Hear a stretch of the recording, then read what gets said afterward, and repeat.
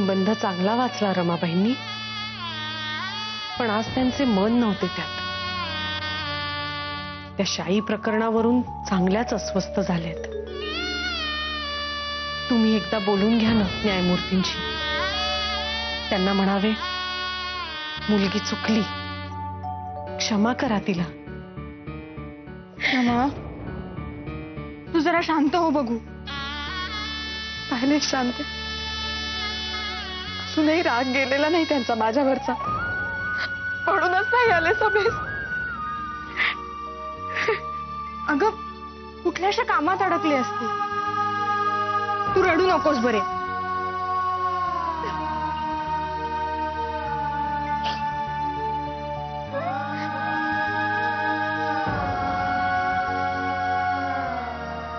वास्तविक माधवराव जातेच मृदू मनाचे आहेत. असा राग ताणून धरणे त्यांच्या स्वभावात बसत नाही. ब्रिटिश सरकारने त्यांचे हेतू पुरस्सर हे जे काही बदल्यांचे सत्र चालविले आहे त्याचाच मनस्ताप होतोय. त्यास मी बोलतो त्यांच्याशी. चला पडदिशीचा. पांडू काका जी कुठे निघाला? मंडईमध्ये जाऊन जरा वाण सामान घेऊन येतो. बरे, स्वतः आले का हो? हो, कवा चालेत. मी जरा जाऊन येतो. गोबाई केव्हाच आले? पाहिले शांते, अजूनही यांचा माझ्यावरचा राग काही गेलेला दिसत नाही. नाहीतर सभेस न येता तडक असे घरी नसते आले निघून. अगं असे काही नसेल. काल त्यांचे काम अर्धवट राहिले होते ना, तेच पूर्ण करण्यासाठी आले असतील. आणि आता तुम्हाला पुण्यात जावयासही निघायचे आहे ना?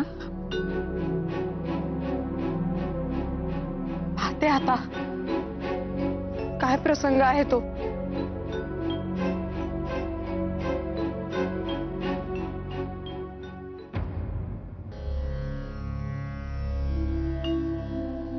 काय करू, राग अजून जसाच्या तसा आहे. बोलायची सुद्धा भीती वाटते आहे. काय करावे, क्षमा मागण्याचेही धाडस होत नाहीये.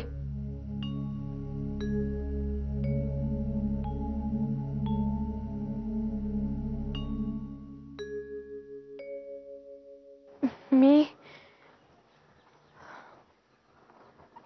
I am sorry. माझ्यामुळे महत्वाच्या कागदपत्रांवर शाई सांडली.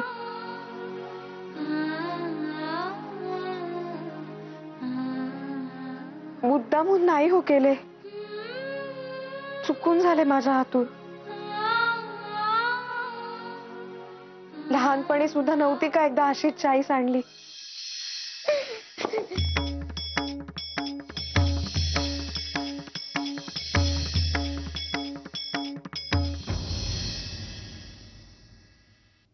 तेव्हा किती छान समजावले होते मला.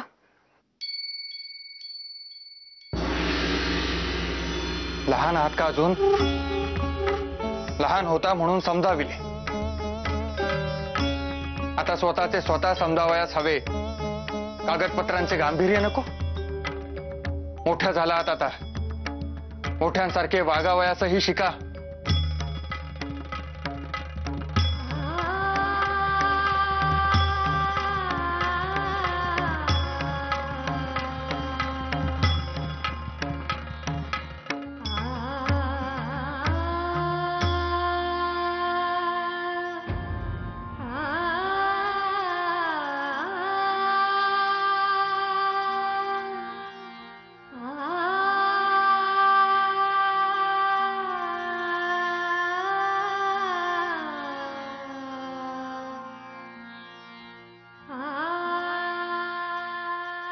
अहो, काय झालंय? न्यायमूर्तींचा राग अजून गेलेला दिसत नाही. आश्चर्य आहे. खरं तर माधवराव स्वभावतः शांत आणि संयमी आहेत. असे क्वचितच होते की राग आणि अबोला दीर्घकाळ टिकलाय. मी बोलतो त्यांच्याशी, पाहतो त्यांचा राग निवळतो का.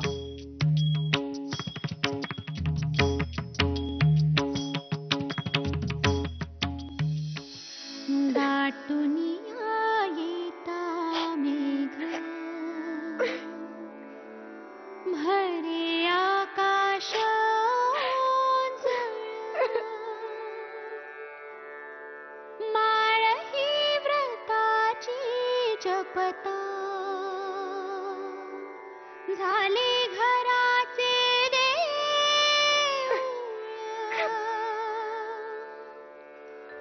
झिजे पायरी होऊन काय झाले माधवराव?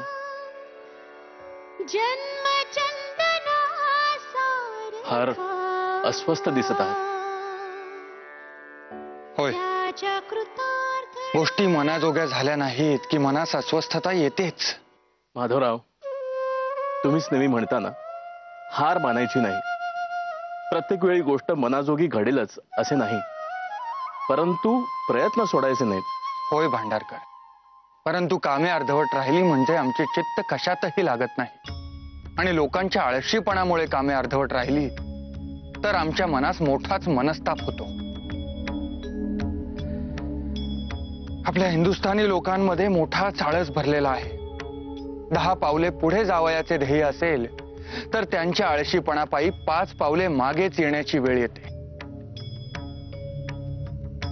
घरातील स्त्रियांची ही स्थिती तशीच. स्त्री हट्ट आणि रुसवे फुगवे विसरावयास हवेत हे त्यांच्या मुळी ध्यानातच येत नाही. तसे नव्हे माधवराव, स्त्रिया या मुळातच भावनाशील असतात. कधी कधी आपले एखादे वाक्य, एखादा शब्द, अगदी एखादा कटाक्ष सुद्धा त्यांच्या मनी काट्याप्रमाणे टोचतो आणि ते आपणास ध्यानातही येत नाही. तुमच्या बाबतीत खरे सांगू का माधवराव, तुमच्या या रागाचे, या घुसमटीचे मूळ कारण आहे तुमच्या सततच्या होणाऱ्या बदल्या. तुम्ही कोठेही स्थिर होऊ नये ही ब्रिटिश सरकारची इच्छा आहे. म्हणजे सामाजिक कामातून आणि विविध सभांच्या द्वारा तुम्ही जी राजकीय सूत्रे हलविता ते करण्यास तुम्हाला वाव मिळणार नाही ही त्यांची धारणा. माधवराव, तुमचे आसन स्थिर न ठेवणे हे सरकारच्या हाती आहे, परंतु तुमचे चित्त स्थिर ठेवणे हे तुमच्या स्वतःच्या हाती आहे, नाही का?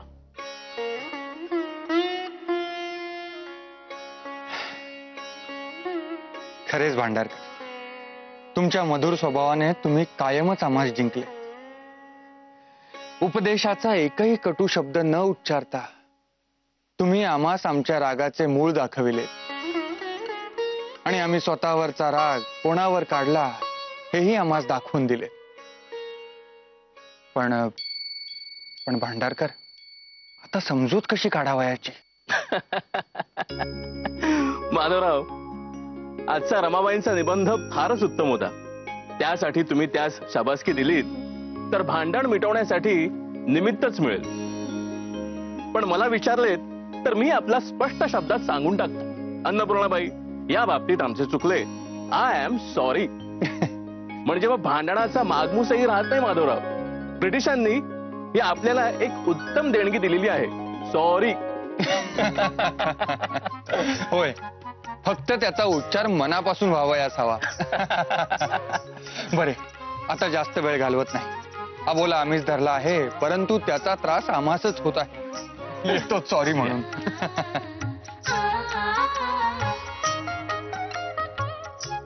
अगं अगं अगं, तू धुतू चाललाय? कुमाई,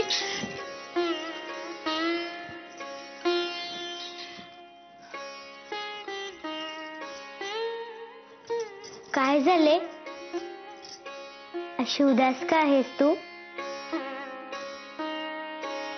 काही नाही. ठाऊक आहे मला.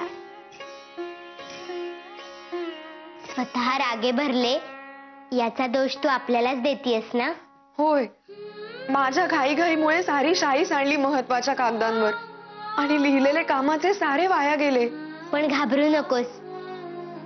तुला आठवते, लहानपणी पण एकदा असेच झाले होते. पण तेव्हा कुठे रागवले होते मला स्वतः? होय ना, मी सुद्धा असेच म्हटले त्यांस, तर आणखीनच रागवले माझ्यावर. असे कधीच झाले नव्हते याआधी. हो, हे मात्र खरे. स्वतःचा आवाज कधीच चढत नाही आणि ते क्वचितच रागे भरतात. हो, पण एखादा तिखट कटाक्ष आणि गंभीर अबोला एवढे पुरेसे असते. केवढे दडपण येते त्याचे. पण यावेळी मात्र या साऱ्याच्या जोडीला रागावून बोलणे देखील झाले.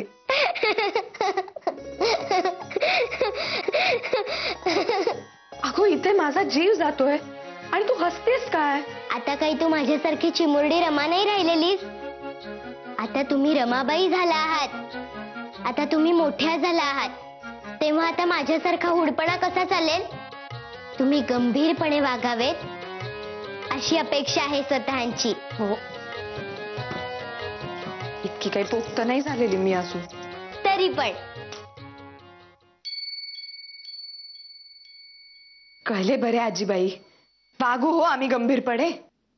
कोण आजीबाई? काय कळले? काय नाही. रमाबाई, पुरे आता. I am sorry. हो, हो खरेच, आय एम सॉरी. नाही, सॉरी तर मी म्हणावं असावे.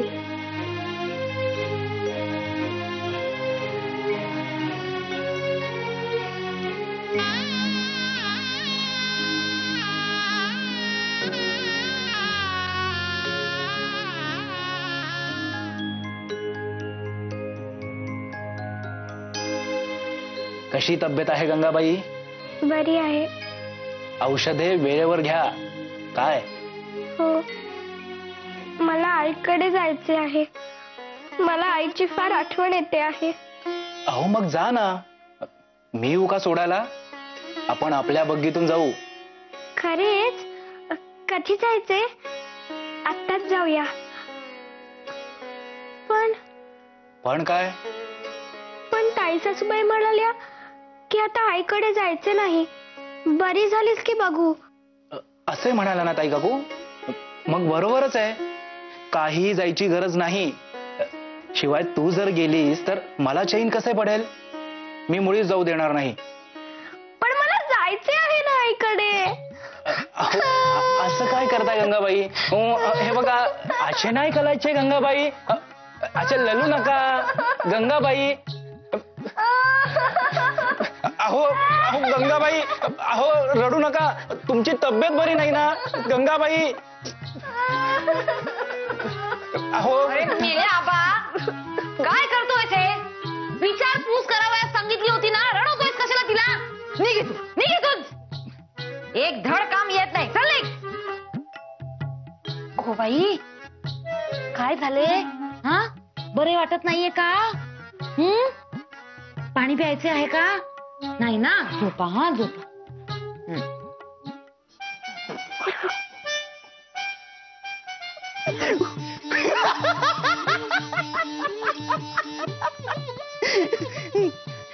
नाही नाही, तू नसलीस तर मला चैन कसं पळणार?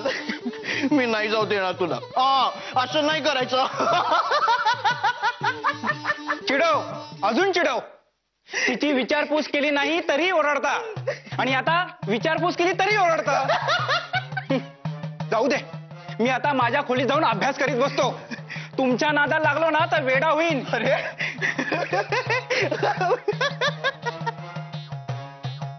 बाप रे, हे लग्न प्रकरण मोठे तापदायकच दिसते. नकोच ते. आपण आपले आजन्म ब्रह्मचारीच राहिलेले बरे. तू कसला ब्रह्मचारी राहतोयस? एक तर तुझ्या पत्रिकेत तसा योग नाही, आणि दुसरे म्हणजे तुझ्यासारखा हौशी मुलगा लग्न वाचून राहणे शक्यच नाही. बाबा, मी सांगतो तुला, आज नसेल पण पुढच्या 2-4 वर्षात तुझा विवाह होणार हे नक्की.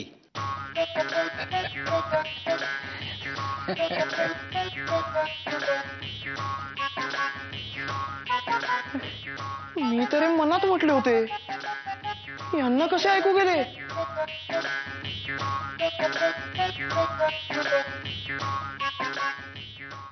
नमस्कार करते. आयुष्यमान सुखी राहा. आमची मुलं त्यांना पुढे पाठवलंय स्टेशनास. पांडोबास मदतीस घेऊन तुमचे सारे सामान ते बोगीत लावून ठेवतील. नवीन कामे जुळून येत होती येथे. तेलंग केळकर मंडळींची सोबतही होती. चांगलीच जूट जमली होती. राजकीय स्थित्यंतर अनुकूल होण्यासाठी महत्वाचा टप्पा गाठता आला असता. असो, आता सारी धुरा तुमच्या खांद्यावर ठेवून जातो आहोत. माझ्या संशोधनासाठी मला वारंवार पुण्यास यावे लागेलच. तेव्हा प्रत्यक्ष भेटून मी तुम्हाला इथल्या कामाची प्रगती कळवित राहील. बरे, येतो आम्ही.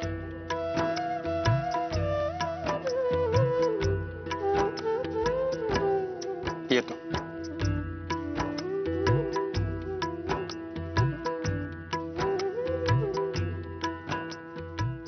येते हो शांते. रमाबाई, माधवराव फक्त तुमचाच नव्हे, साऱ्या देशाचा संसार करीत आहेत. त्यात अडथळा आणण्यासाठीच या सततच्या बदल्या. तेव्हा ते त्रस्त झाले तरी तुम्ही शांत राहा, त्या सांभाळा. मी घेईन काळजी. येऊ.